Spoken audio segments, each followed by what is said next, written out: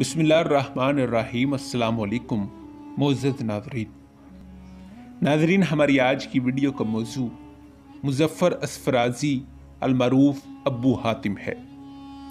नाज़रीन, इल्म तबीआत की शाख इल्म मकानियात और मस्कुनियात का बाकमाल हुनरमंद था। अब्बू हातिम इल्म रियाज़ी का माहिर और दांतों की कदर पहचानने वाला था। नाज़रीन, कीमती दांतों का सही वज़न मालूम करने का तरीका भी अब्बू हातिम ने ही दरियाफ्त किया था।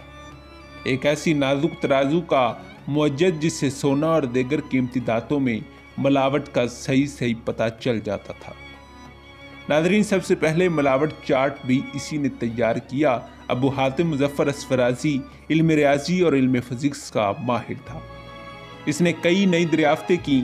इल्म फ़िज़िक्स और रियाज़ी के माहिर उमर ख़याम ने मलक शाह सल्जूकी के अहद में एक अच्छी रसदगाह सफ़हान में कायम कराई थी। इस रसदगाह की निगरानी और काम के लिए बहुत से साइंसदान और माहिर इंजीनियर की जमात मुकर्रर थी। इनमें एक अब्बू अल हातिम भी था। ये इल्म फ़िज़िक्स का माहिर और अच्छा कारीगर था। इसमें और भी कई खूबियाँ थी। हर रसदगाह में अलाते रसदिया को बहुत अहमियत हासिल है, क्योंकि आसमान के अजायबात का मुशाहिदा करना कोई आसान काम नहीं। इस काम के लिए आलात का सही होना ज़रूरी होता है। नाज़रीन, रसदगाह में आसमान के मुशाहिदे किए जाते हैं और ज़मीन से जुराम फल्की का मुताला किया जाता है।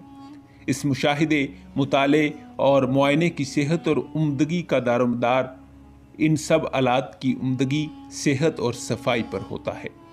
मलक शाह सल्जूकी की मज़कूरा रसदगाह अपनी उम्दा कारगुजारी के लिहाज से बहुत मशहूर है।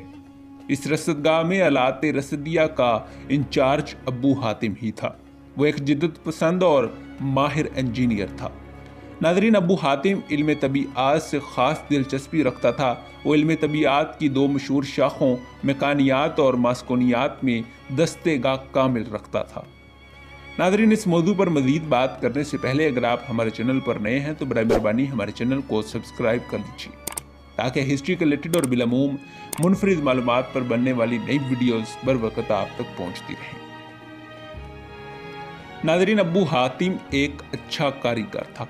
इसके जिद्दत पसंद दिमाग ने एक तराजू, एक अनोखे ढंग की ईजाद की। इस नाजुक तराजू की खूबी ये थी कि इसके ज़रिए सोना और चांदी की बनी हुई अशिया और ज़ेवरात में मिलावट का सही पता चल जाता था। यानी सोना खालिस है या इसमें कुछ मिलावट है। अगर मिलावट है तो दूसरी दात किस कदर मिलाई गई है।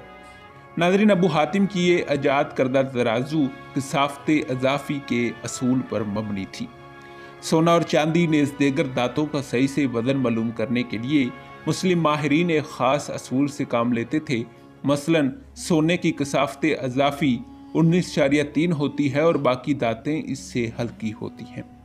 अब सोने में अगर चांदी या तांबा जो खोट के तौर पर इस्तेमाल किया जाता है, ये दातें सोने से हल्की होती हैं, बस मिली हुई दात के सबब सोने की बनी हुई इस चीज़ की किसाफ़त अज़ाफ़ी 19.3 नहीं हो सकती, बल्कि कम हो जाती है और अंदाज़ा हो जाता है कि सोने में कितनी मिलावट है।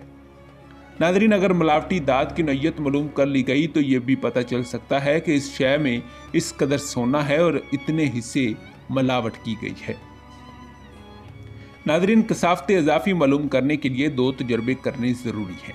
एक तजर्बा तो ये है कि इस शय का आम वज़न सही से मालूम किया जाए और दूसरे ये कि इस शय का वज़न पानी के अंदर सेहत के साथ दरियाफ्त किया जाए और फिर पानी में इसके वज़न की ठीक कमी निकाली जाए। अस्फ़राज़ी अब्बू हातिम ने इस सिलसिले में जो तरीका अख्तियार किया था, मिसालों के ज़रिए इसकी तशरीह कर देना मुनासिब मालूम होता है। नाज़रीन, फ़र्ज़ कीजिए कि सोने के एक जेवर का आम वज़न 80 उकैया है और पानी में इसका वज़न 75 उकैया है। यानी पानी में इसके वज़न की कमी बकदर 5 उकैया हो जाती है। अब इस जेवर में खालिस सोने के साथ कुछ हिस्सा चांदी भी बतौर खोट के मिली है। यहाँ ये मालूम करना है कि इस जेवर में कितने उकैया खालिस सोना और कितनी चांदी है। नाज़रीन, सोने की किसाफ़त अज़ाफ़ी 19.3 और चांदी की किसाफ़त अज़ाफ़ी 10.5 पहले से मालूम है। इसलिए इस मिसाल के ज़रिए इल्म रियाज़ी के सवाल को बआसानी हल किया जा सकता है।